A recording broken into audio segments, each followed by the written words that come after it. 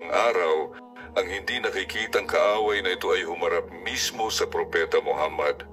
Sumakanya, nawa ang kapayapaan. Oo, dumating siya upang kausapin ang propeta. At tinanong siya ng propeta, sumakanya nawa ang kapayapaan ng mga malalim na katanungan, mga tanong na napilitang sagutin ni Shaitan. At ang kanyang mga isiniwalat ay nakakagimbal. Ang bihirang dialogo na ito ay isang aral na dapat marinig ng bawat Muslim.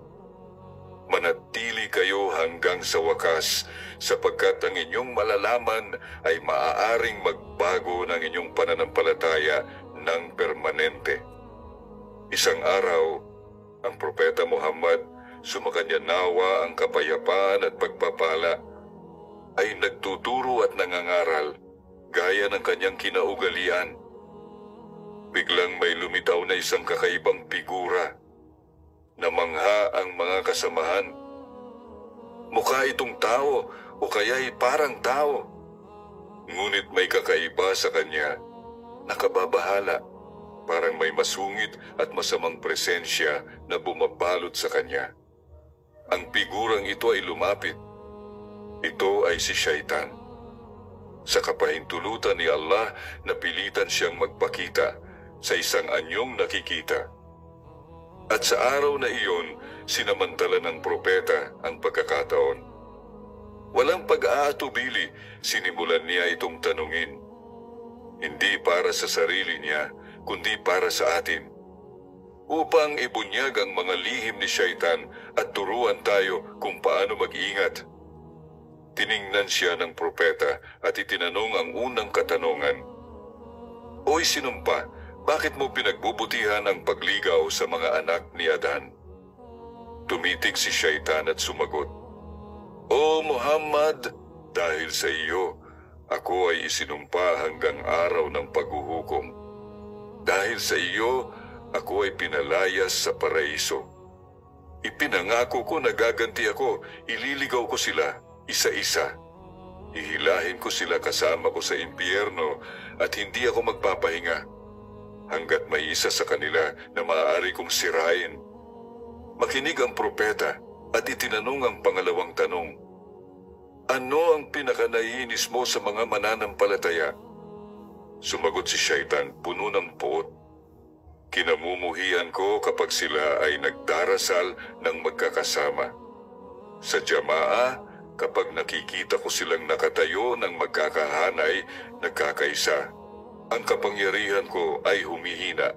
Kinamumuhian ko kapag binabasa nila ang Quran. Dahil bawat talata ay parang apoy na sumusunog sa akin. Ang kanilang dhikr, ang pag-alala kay Allah, ay nagpapahina sa akin at nagpapalayas sa akin.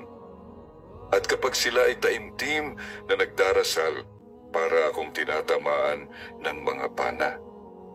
Patuloy na tinanong ng propeta, ano ang pinakamalakas mong sandata laban sa kanila?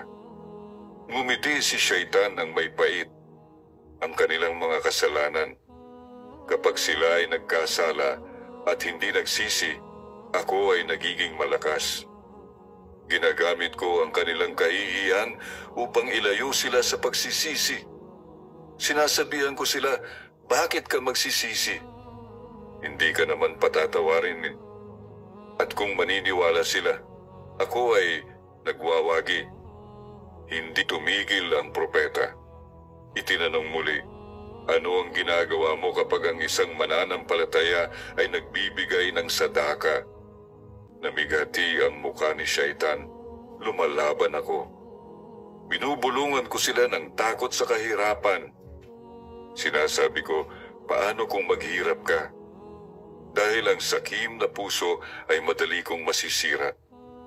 Ngunit kapag sila ay nagbigay ng taimtim, iyon ay isang malaking pagkatalo para sa akin. Patuloy ang propeta.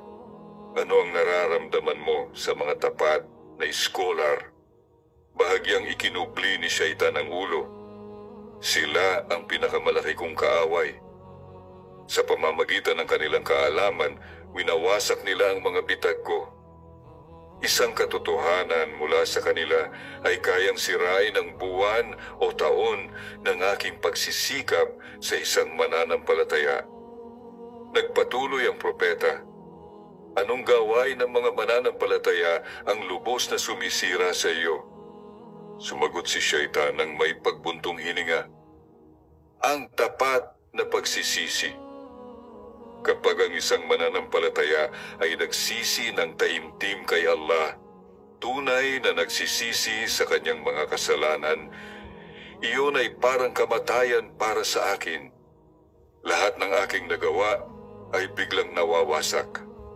Panghuli, itinanong ng propeta, ano ang ginagawa mo kapag nagtitipon ng mga mananampalataya upang maghanap ng kaalaman? Nagngalit ang mga ngipin ni Syaitan. Ginagawa ko ang lahat upang gambalain sila. Pinag-iisip ko sila sa kanilang mga mundong problema. Binibigyan ko sila ng pagod, inip.